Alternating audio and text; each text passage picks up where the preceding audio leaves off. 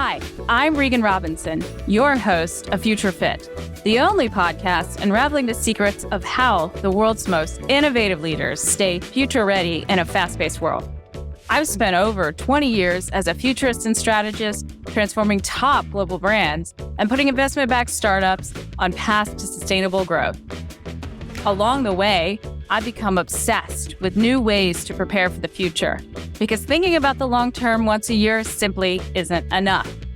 In each episode, I talk with movers, shakers, and path breakers who share their stories about how they turn uncertainty into their strategic advantage. Throughout our journey, we'll discover unconventional and imaginative ways to help you thrive today while leading your teams into tomorrow. Future Fit leaders know that being prepared for what's next is more than a business decision. It's a way of being. Let's venture together as we co-create a new future readiness playbook. The future can't wait, and neither can I. So, are you ready to get future fit? Today, I'm thrilled to welcome David Knies, a growth and innovation strategist who specializes in unlocking new opportunities for growth. David's 30-plus year career has been spent deep inside the global innovation economy, and he's the managing director for innovation and growth strategy at PA Consulting, a global transformation and innovation consultancy that believes in the power of ingenuity to build a positive human future. Love that. With over 4,000 strategists, designers, scientists, engineers, technologists, and more across 18 international locations, PA Consulting is the only company with a range of expertise to deliver end-to-end innovation and has worked with the likes of Electronic Arts, Sony, and Adidas, and many, many more. David leads PA Consulting's work across sports, fitness, wellness, consumer health, and biopharma, as well as the consumerization of healthcare. And he also leads PA's new venture studio, where they bring lean startup methods to corporations. David's mission is to help leaders close the gap between where they are and where they want to be, and has coached over 1,000 leaders through personal brand strategy and the transformation of their careers. David is turning the constant change of today's innovation economy into opportunities for reinvention, and so I'm incredibly excited to hear what he's going to enlighten us with today. Welcome to Future Fit, David. Thanks, Regan. It's awesome to be here. Thanks for having me. Thank you for joining us. So, let's kick off our adventure together with the question that I love asking all of my guests, which is, what does future ready mean to you? Future ready to me can be answered in one word, which is mindset, period. But let me explain a little bit more. We're in an innovation economy today, right? Over the last 15 years, 25% of the Fortune 500 have vanished, right? Just disappeared. Back in 1958, I think the average lifespan of a company was 61 years. Now it's less than 18. And when you look at that, means change is going to happen, right? You can bank on it. You can count on it, whether it's minor change, major change, disruption. We're in an era where change is going to happen. So, not only should everyone have a mindset to expect change, the mindset to embrace change, but also, more importantly, use it as an opportunity and a competitive advantage. Most people hate change. So if you can harness change, you're already in the minority. And that's a massive opportunity for people to take care of. So to me, being future ready is all about a mindset. Yeah, well, that really resonates with me, because I am often telling people that future readiness is a way of being. Right? It is not a one and done or annual activity that you check off your list. It is a capacity and a capability that needs to be continuously cultivated. I mean, the reason I call my show Future Fit is because I'm trying to help people understand, much like physical fitness, mental health fitness, financial fitness, social fitness, right? These are all daily habits that need to be practiced on the daily, right? On the regular. And so my very strong point of view is same goes for future readiness. And I have a bone to pick with the notion that the idea that change is hard. Like, I'm clearly in that minority that you talked about, but I don't know if you feel the same way, but I think it's a lot of ego, fear, and complacency that is getting in the way.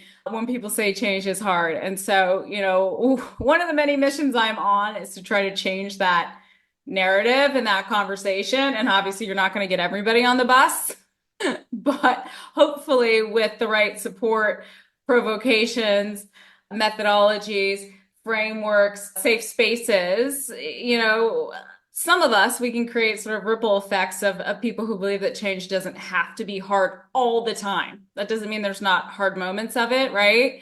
There are, but when you are rooted in a strong foundation of well-being, which we'll get to in a bit, it's like that's why taking care of yourself in all of its forms is so important.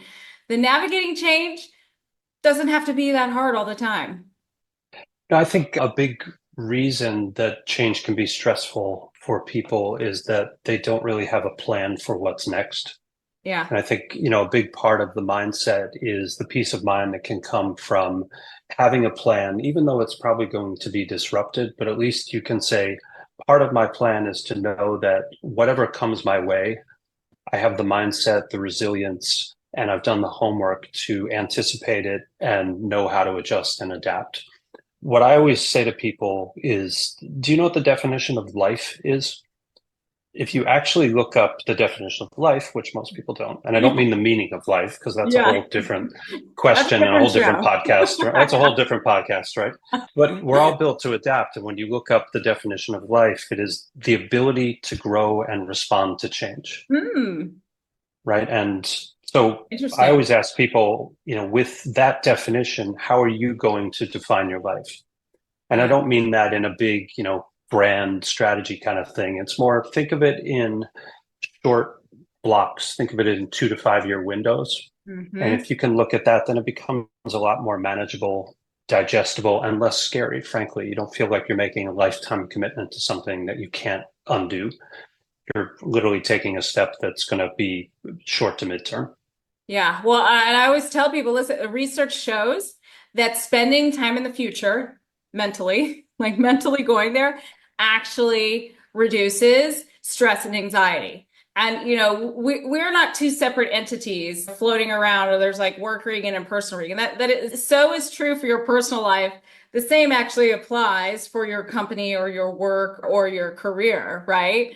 And so I'm a big advocate, to your point, of just exploring what the possibilities are, knowing that, hey, listen, some of it's going to change. It's not necessarily going to look exactly how you think it's going to look, and that's okay. And this is where resilience, which is what I'd love to kind of segue into, is really important. And it's, an essential ingredient. So I talk about I use a lot of cooking metaphors and a lot of health metaphors in my work.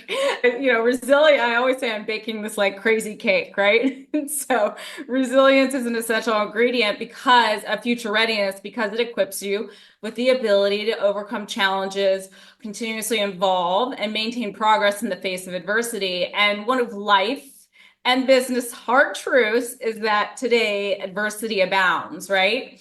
And you've said that people with resilient mindsets avoid worrying about the change that may never come, which is a major source of anxiety, and use this to stay happy and healthy. And that for you, this is a superpower that you're constantly working to build. I'm right there with you on this. And so I am curious, first, how do you personally cultivate resilience? And how can leaders help their teams foster this mindset, especially in high pressure environments? Yeah, sure. I think the answer to both is fairly similar. I think for me, resilience is about being prepared and being ready. That's both personal and individual as well as corporate, for Mhm. teams and things like that. So maybe take it from the company standpoint first. Companies who are prepared to adapt are the ones who I always think are future prepared and very resilient, right? That's built into their business model, into their culture, the way that they think and the way that they adapt. And I think that's a lot of companies aren't that way. A lot of companies have kind of, a repeatable business model that they execute again and again, but they don't really think about where things are going to shift, where things are going to move. They don't prepare for, potential futures. And I think on the individual level, that's kind of the same thing. If you take it, this is what financial planning firms are always reaching out to all of us to have us prepared for our futures, right? Knowing that things are going to change, but at least if you can do some of the basics, you might be able to sleep better at night for things Yeah. like that, right? And a lot of companies operate that way and think about, how do we help people have peace of mind? Peace of mind really goes hand in hand with resilience. Yeah, I love that. What's coming up for me is it's like, okay, how do you build resilience? Well, aside from things kicking you in the teeth, right? Tough situations, which who wants to put themselves through that? I do, that's the world will give that to you. But I do think what I try to do is I do try to put myself in situations that challenge my thinking, that challenge my patience, and then use those as opportunities to reflect deeply on what worked and what didn't. Because to me, resilience is more about it's less about bouncing back and more about bending, right? And reshaping myself so that, I transform into something stronger every time. So again, I love that the definition of life. I'm definitely going to use that. That's what is sort of coming up for me. And really, the other thing I think is this growth mindset, right? Where you really view challenges as opportunities for learning and growth rather than obstacles. So when you encounter a problem, you ask yourself, okay, what can I learn from this? How can this make me stronger? I recently came across an Inc. magazine piece. It was entitled Microsoft just I like this shocked me. Microsoft just became the most valued company in the world, and it's thanks to psychology, not tech. And the subheading of that was saying that a growth mindset and empathy are the reason that Microsoft is back on top because their CEO believes that a growth mindset could be their strategic competency. And so I think that really is quite germane to what we're talking about. It's like the power of the mind it's awesome, right? And if we figure out how to cultivate our future fitness, our mental fitness, all of these things that we're talking about, these are all superpowers that can come together and work quite magically together. Yeah, you think companies with growth mindsets, and you mentioned Microsoft before. I always think of Amazon. That's one end of that spectrum, right? The kind of day one mentality that they approach everything with is really, inculcated into everything they do. And you think there's a great quote from Jeff Bezos about the whole thing, which is people have a voracious appetite for a better way, and yesterday's wow quickly becomes today's ordinary, right? Mm. That's a great, way to approach and consolidate, that company mindset around day one. I think Mhm. another great analogy, if you've ever seen the book, I think it's Ryan Holiday wrote it, Around the Obstacle is the Way. And a lot of the stories in there are people who steered for the sun, kind of as you talked about that you do, where they steered right into the path of the hurricane, if you will, to confront it head on. Yeah. And, there's some great examples in there. One that I love is I'm going to talk about Taylor Swift, God forbid, and the whole example of kind of how she took the challenge that happened when her, management kind of screwed her over and took over her masters. And she said, okay, I too can play at that game. I'm going to record my own version, Hmm. the Taylor's version of everything. And that's what my fans are going to flock to. And that turned out to be a master move, checkmate to her for outsmarting her, people who did her wrong, but also saying, I'm going to use the obstacle as an opportunity as opposed to run away from it and hide from it. Yeah. Yeah. Well, I love that example. In fact, I write about Taylor. I don't listen to her music, but I admire her greatly. I actually write about her quite a bit on LinkedIn because she is definitely a master class, right? And how to build a business like in so many different ways. So I love that example. To your point about sort of Jeff Bezos, some of the things that he advocates for, I think another kind of final thing on this topic is, resilience isn't just built in a crisis, right? It's built in the quiet moments on the daily when no one is watching, and it's how you show up when everything is steady, right? So that when that storm hits, you're not just ready, you're unstoppable. And so I think that for me, as someone who has had crises, I shared some with you in our warm-up chat, and there are quite a few more, unfortunately. But also what I've just learned, especially the last 10 years, is like, this resilience that I just bring to every single day, this stability, this steadiness. My dad was just diagnosed with stage 4 cancer pretty recently. It's like, okay, well, we just as well as a degenerative, very scary lung disease. We just have to, we just have to keep going. We just have to keep moving forward. Now, that doesn't mean I don't take time to grieve and I'm not vulnerable. I'm not saying, that is two things can be true, right? But I think it's also sort of the things that you practice on the daily that also contribute. These small resiliency habits are important. I agree. There's that quote, which is kind of, put your hair up in a ponytail, put on some gangster rap and deal with it, right? You could argue that I put my hair up in a ponytail too many times and it all fell out.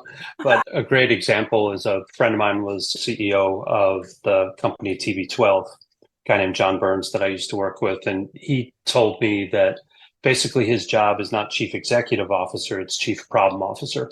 Mm, Everyone comes to him or came to him every day with problems, and his job was to solve the problems and deal with that, right? Which doesn't sound like a lot of fun, but if you have the mindset that's what your day is going to be like, you don't fear those things, you don't run from them, you prepare to deal with it. And like you said, that it's day to day daily habits, whether they're big habits or atomic habits, really comes into how do you prepare to be ready for whatever the day is going to bring you, so that when something comes out and punches you in the face or punches you in the mouth, as Mike Tyson would say, you're like, okay, yeah, I knew this was going to happen. I didn't know where it was going to come from and how it was going to hit me, but I knew it was going to get hit, yeah. and I'm ready to deal with it.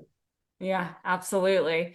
Now, we've danced around the topic of well-being. It's obviously something that you and I are both quite passionate about, and you can't be resilient without being well. One of my favorite things to say is one of the, being well is the foundation of working well. And as you know, boosting your team's well-being plays a crucial role in innovation and future readiness. There is oodles of research, like enough that I feel like we can stop researching this topic now that shows when people are physically and mentally well, they're more engaged, they're more motivated, they're more creative. But being is more than just the mental and the physical. It's, the emotional, it's the social, it's the financial well-being. And you've written extensively about how leaders can enhance their employees' well-being. But I'm curious, or I'd love to learn about how you're approaching this with your team and inside your company. So how does well-being foster and support the innovation that you're doing at PA Consulting? And maybe what are some unexpected lessons that you've learned along the way? Yeah, sure. There's a lot of ways to look at that and break that down. I think the simplest way to look at it is our model that we work with is what I like to call a team of teams approach. So we can pull people from anywhere in our 4,000 person organization to work on a project and help Mhm. solve client problems. So that could be a designer from Dublin, that could be a strategist from Boston, that could be an expert on, the specific subject who's in London, Scandinavia, somewhere else in the US. Like we can put together a team from anywhere, which is an amazing thing to be able to do, but it also creates challenges every time because you have people who probably haven't worked with each other, getting used to each other. They're probably working for, team leadership and a partner on the project that they've never dealt with before. So there's always Mhm. new emotions every single time. It's not just Yeah. about getting the work done, it's about balancing out a new team. It's very much the way the film and television industry works, or the recording industry might work, kind of a new team coming together for a project. So I think it's not just understanding the hard skills and how to do those, the hard skills being subject matter expertise and management expertise and all that. It's really the soft skills, I think, and really about empathy and understanding what each person's, not just goals on an assignment are, or their objectives and their deliverables and the role they play, but really understanding what's in it for them and trying to balance that as best as possible. And there aren't a lot of people who are really good at that. And I tend to try to work with the people, the leaders especially, who are good at that and prioritize that.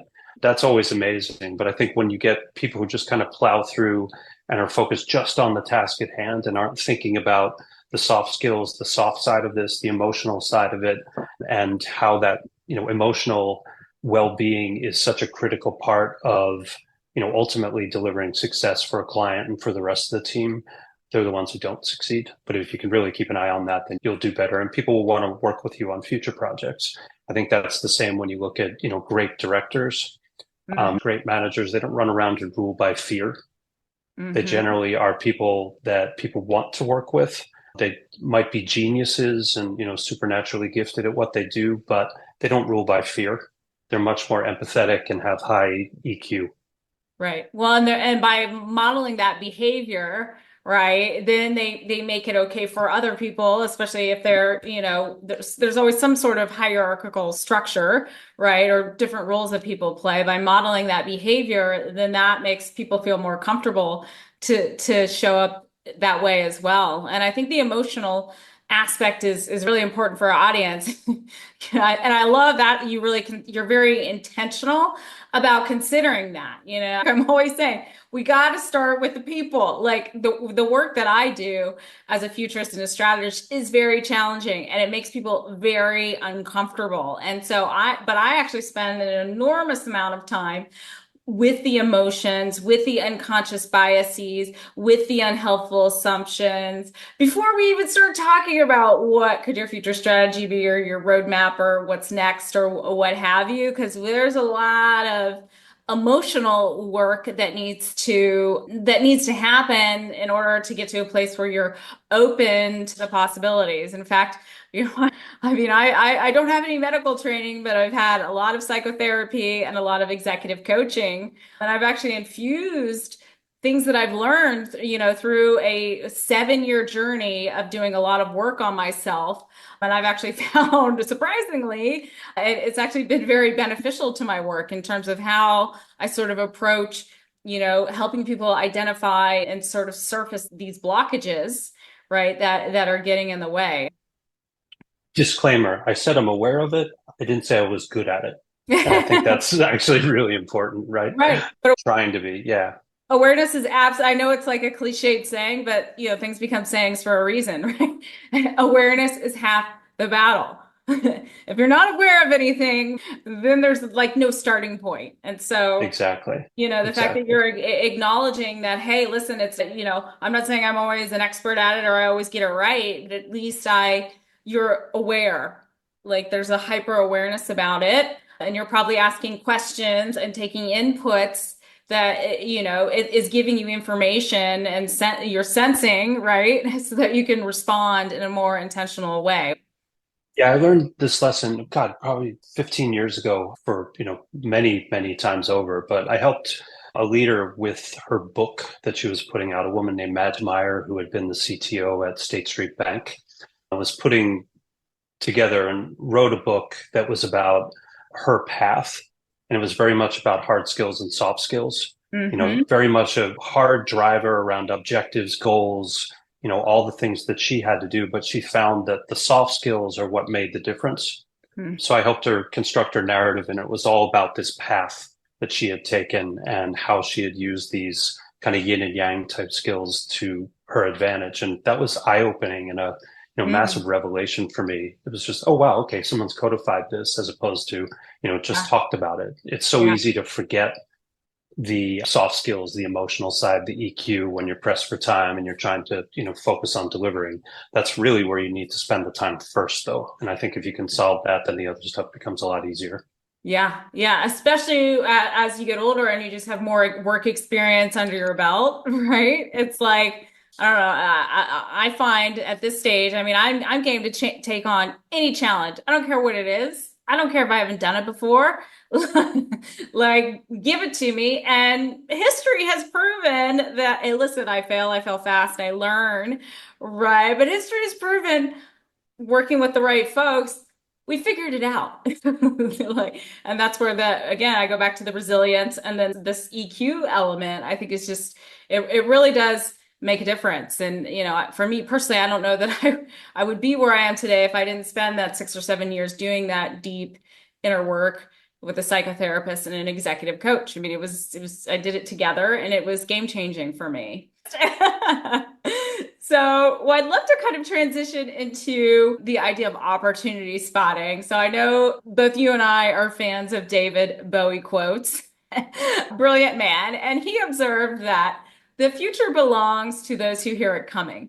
And I love this because it taps into the essential nature of foresight and visionary thinking. And it really highlights the importance of being attuned to emerging signals and subtle shifts that really signal what's next, right? And it's all about being proactive rather than reactive. Now, you've talked about PA Consulting's wellness stacking methodology that helps your clients uncover new opportunity spaces. And so I'm curious, how do you approach spotting and making sense of future opportunities? Maybe even perhaps more broadly, it doesn't have to be specific to wellness, right? And how are you using these insights to identify white spaces or what's next for your clients? Yeah, sure. So my approach, and one I've learned from a lot of other very smart people in the innovation world, is to get outside of the building. I think Yep. that's the most important thing, but also bring others outside of the building and, have a different perspective. I talked about empathy beforehand, and, empathy is something that's key in the design toolbox of, putting yourself in the human's perspective and understand what they're going through, understand what their problems are, understand what their needs are, understand what possibilities and opportunities you can help create for them by better understanding what's going on. So I think first and foremost, the answer isn't to be found in the building or inside of the ivory tower.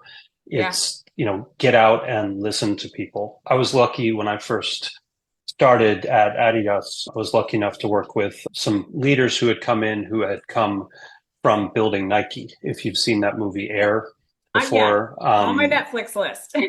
so phenomenal movie about kind of how Nike started and how it was built. Yeah. And, two of the characters from that, one was Rob Strasser, who was played by Jason Bateman in the movie, and the other was Peter Moore, who was kind of the designer in the basement that they showed a few times. They were working with us at Adidas, and Rob was this big, larger than life human being and personality. And I remember, there were a handful of us at the Adidas headquarters who weren't from kind of the area of northern Bavaria where the company was. So, a bunch of Americans, Brits, Scandinavians, and, Rob was kind of our leader at that point and was, had nicknames for all of us, particularly the young people like me. So he'd always call me Philly. He'd say, every time he saw me, he's like, Philly, what are you doing in the building? Get out. Which was a message that I was working in product and I should be out on fields, in locker Yeah. rooms, and listening to athletes all the time and understanding what they were going through, what they needed, what they wanted, and really not only what they were doing now, but be so close to it that you could smell what was coming next. Mm. Was something that he taught all the time. And for me, that's an opportunity of how you can understand what's coming, Mhm. and where you can spot opportunity. I Mhm. think some of it too is then really this is where strategy comes in, and being able to think strategically is, not all blue ocean, not all white space, whatever analogy you want to use, is where you should be. So kind of framing things the right way and kind of balancing that inside out perspective that you have from inside the company of what a company is great at, what its technologies are, what its competitive advantages are, what its differentiation is, but balancing that with an outside in perspective of what's happening in the market, what's going to happen next in the market, what do customers, people, I hate the word consumer, so I'll try to avoid that. But what do people, what do human beings want now? What are they not getting, and what can you create from them? If you can find that balance, you're going to find a sweet spot in there. And then I think on top of that, you need ingenuity, right? You need genius, you need a level of creativity. That's where things like the iPhone come from. That's where the big innovations come from. A lot of corporate innovators like to use the Henry Ford quote. If I had asked my customers what they wanted, they would have told me they wanted more horses, which that's a lazy way out. And I hate when people quote that because that means they didn't ask the right questions. Mm. And so it's get out of the building, ask questions, listen, ask more questions, listen, ask the next question, listen more, and then, bring them things, bring them prototypes, test, listen, modify, right? Mhm. Test, listen, modify. That was the Adidas mantra from Adidas, who founded the company, was test, listen, and modify. And for me, that's, all about being out there, but balancing that with your inside out perspective so that you can really find that sweet spot.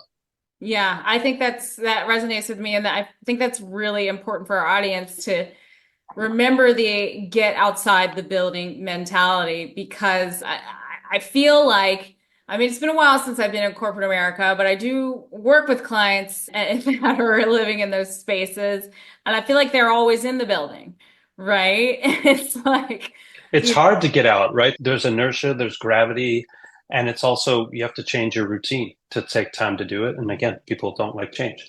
So it's something you have to, I think, pull people to do that. And it's always easy to find an excuse to not, oh, I have a call, I have a meeting, I have this, I can't get away this week, right? There's always a reason. But if you can find a way to prioritize it, then that's where opportunities come from. yeah, yeah. Well, and so one of my favorite quotes coming to mind is by Thomas Edison. So he said, "Our opportunity is missed by most people because it's dressed in overalls and looks like work." Right. So that I love that quote because again, this is where like the laziness, the complacency, the inertia, right, that you're talking about is like people, most people just want to take the easier road. Now, not all of us, but I think that just getting out into the wild is so important. I also think there's a something I like to say. I don't think it's anyone's quote, but I like to say it all the time, which is Now. power, PowerPoint is the invisible fence of innovation, Mm-hmm. right? Yeah. Which is right. A lot of times people, and most cultures have kind of created this need, which is, you have to put everything into slide format. And I always feel that once you have to put something into a slide, it kills it. There's a kind of a dark art to being great at being able to tell a story with slides and putting, slides together that work really well. But usually PowerPoint and the need to present endlessly internally inside of a company can be the invisible fence that, suffocates and kills innovation. Yeah, I heard you say that, and I have to tell you, like I got goosebumps because while I don't say that exactly, I don't know if do you remember Susan Powder, the exercise? Yeah, and the Stop the Insanity.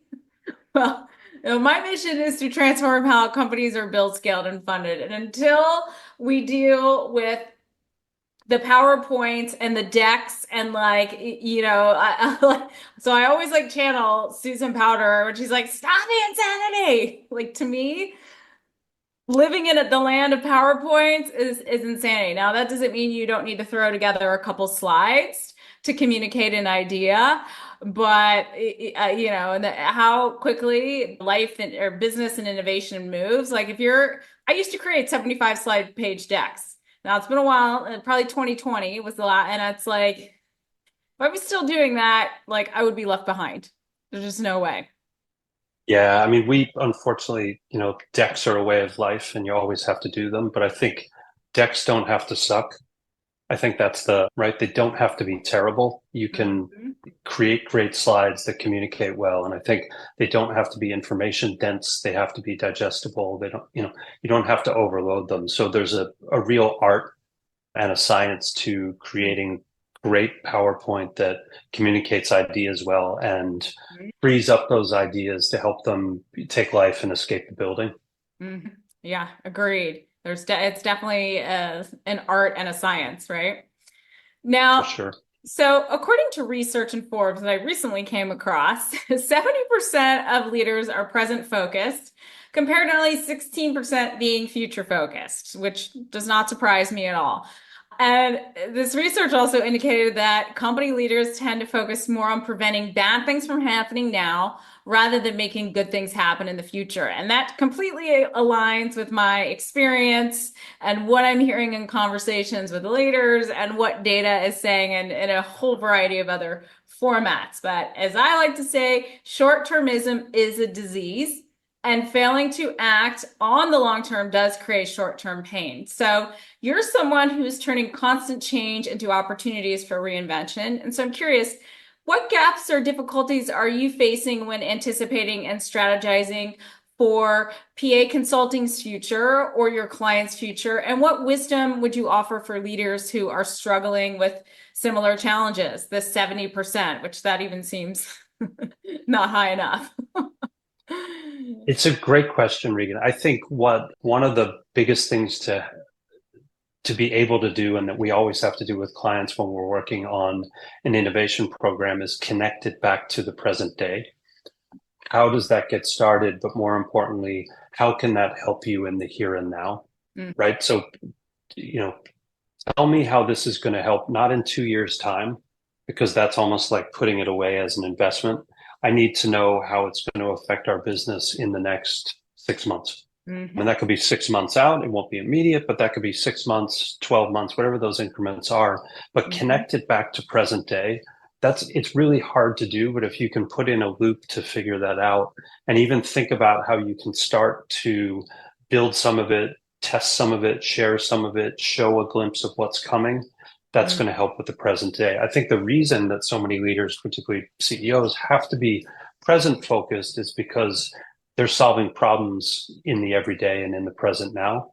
And the problems are what get you fired, right? You know, if you're the CEO of, look at the CEO of Nike just got let go, or sorry, decided to resign or retire, right? Whatever they called it. But Yeah. let's be honest, he got shit Yeah. canned Yeah. because the drop in value from the company Mhm. over time was massive and the loss Yeah. in valuation and all that, right? But Yeah. he inherited problems that were from the sneaker business, sports business is very much a futures business. So you're designing a couple years out. Mhm. So he inherited products and technologies that had already been created. But what he didn't do is solve for what was going to come next. So the real problem, and I think the real issue that Nike's had, is they're getting beaten at their own game by a lot of little upstarts, and they never had to deal with that kind of level of competition, and they weren't Mhm. ready for it. And Yeah. some of that was kind of organizational blindness, but I think some of that was shifts that have happened during this CEO's watch. So Mhm. he was so focused on present strategy and all that that he forgot to look ahead and think about, how do I strengthen our design, development, innovation muscles as opposed to strip those down. He was so short-term focused that, things look good right away, but long term, we're starting to see the effects now of what's happened. So Yeah. I think a lot of times, CEOs have to solve what's right in front of them. Yeah. And sometimes those problems can be so overwhelming. The strategies can be so grand and complicated that they're so focused on that it's hard to look into the future and be too focused on the future because that promise of the future doesn't solve, the issues that you need to solve in the here and now. Yeah. Well, that resonates with me because one of the biggest mistakes I see leaders focusing on or just using is this sort of present forward approach, which is mostly helpful for efficiencies and improvements and not necessarily helpful for longer term visioning and strategic thinking, right? But you need to, you really need to cult this ambidextrous mindset and approach, right? Where you're actually balancing these two things. And the other sort of takeaway that I have from what you just shared and is I'm in total alignment with is, translating a future ready vision into specific achievable steps. Working from the future back is a complex process, right? It requires deep strategic thinking and it requires alignment across an entire company. But to do it well, you have to do it consistently and continuously. You have to touch it never every day in some way, right? Again, it's not a one and done. It's not a quarterly conversation. It should be, even if it's only a minute conversation every day that you're having with someone. I believe that you're going to be more successful balancing these two mindsets, these two strategies that need to run in parallel and in harmony with each other. I think people will be more successful. I agree. Do you have really good examples of companies you think are doing that well or leaders who have done that well? When I give examples, I try to tend to stay away from tech because I feel like that monopolizes the conversation. I mean, in terms of visionary leaders, though, what is coming to mind are people like Jeff Bezos. They're very good at optimizing and testing and learning and prototyping and improving what they're currently doing while also thinking very far out and beyond. That's the first one that kind of came up to me. But to your point earlier on in our conversation, I think there's a huge opportunity for people who can start to cultivate this capacity and capability. Because let's face it, if it's only the world's richest people who have the largest, companies with the largest market cap that are doing this. Okay, well that should say something that, hey, maybe this works. And it might bode all the other leaders in companies, right? They were talking about what, the 0.000%. I'm making this up. I don't know what the percentage is, right? But we're talking about such a small sliver of leaders in companies that, once you start to try to figure out this balance, I think it's game changing. The 1% of the 1%. Yeah. Somebody needs to crunch the data on that so that I have an accurate number. So now, David, is there anything else you'd like to add before we bring our conversation to a close? I don't think so. Maybe just the last thing I probably wanted to say is we talked a lot about the future and opportunities and resilience and things like that. I forgot to mention my mantra, which is a Bruce Lee quote, right? Probably not many people who use Bruce Lee quotes for their mantra, but he said something once, which was to hell with opportunities, or sorry, I got backwards. To hell with circumstances, I create opportunities. And, that's really what I love to hear, which is that mindset of, you might have problems to deal with, but think about how you can take those problems and turn them into opportunities. And that's something I like to bring to every day and make a habit of. So Yeah, it's a powerful quote because what it says to me is you have autonomy. One of the things I always am telling people is, listen, if you think you can control anything other than yourself, like, I'm sorry, but you are wrong. The only thing that you can control in life and business is yourself and how you anticipate and respond to things. And so I think that the Bruce Lee quote, that's the vibe I get from it. It's like, all right, like, yeah, like it's how you approach these circumstances, whether they're good and fortuitous or they're crappy, right? That makes all the difference. yeah, and it's the other, I'll David Bowie quote you back from before, which is from Changes, right? Which is turn and face the strange, which is the whole Yeah. idea of dealing with change and being ready for it and embracing it. Yeah. Well, it's funny. So, as someone who is obsessed with, change, I actually, when I first started this show, Googled how many songs are about change, and it was a lot, right? Which is not surprising considering it is something that people struggle with. But maybe David, aka Philly, you and I can change this, right, for There people. you go. There you go. Songs are only about two things. They're about love and change, right? There you go. So, a final question before you share where our listeners can find you. In your view, is preparing for the future more about managing risks or capitalizing on opportunities? I would say it's about being ready to capitalize on opportunities and not letting the risks stop you from moving into the future. Yeah. That would be the way I look at it. I think a lot of people are so focused on the risks and the problems and the fear, Mm. as opposed to thinking about, the upside. A great quote from one of the guys I work with, our chief innovation officer, PA, is a guy named Fraser Bennett.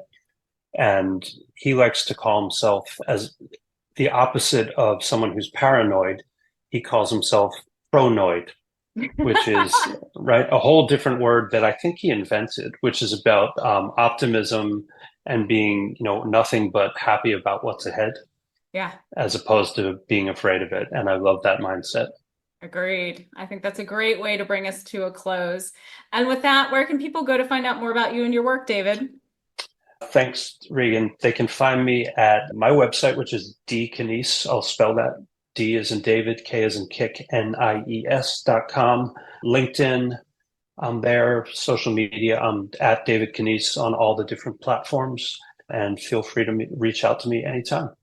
Awesome. Well, thank you so much for your time and your brilliant insights, David. It's been enlightening, and I've had so much fun exploring with you today. We'll have to do it again.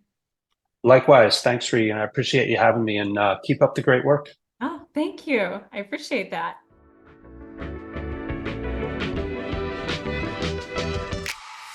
Thanks for joining us on this episode of Future Fit. If you're listening, you're probably future curious.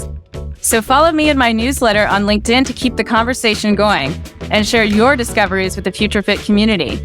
And if you enjoyed this episode, remember to subscribe, rate, and review Future Fit on your favorite podcast platform. Until next time.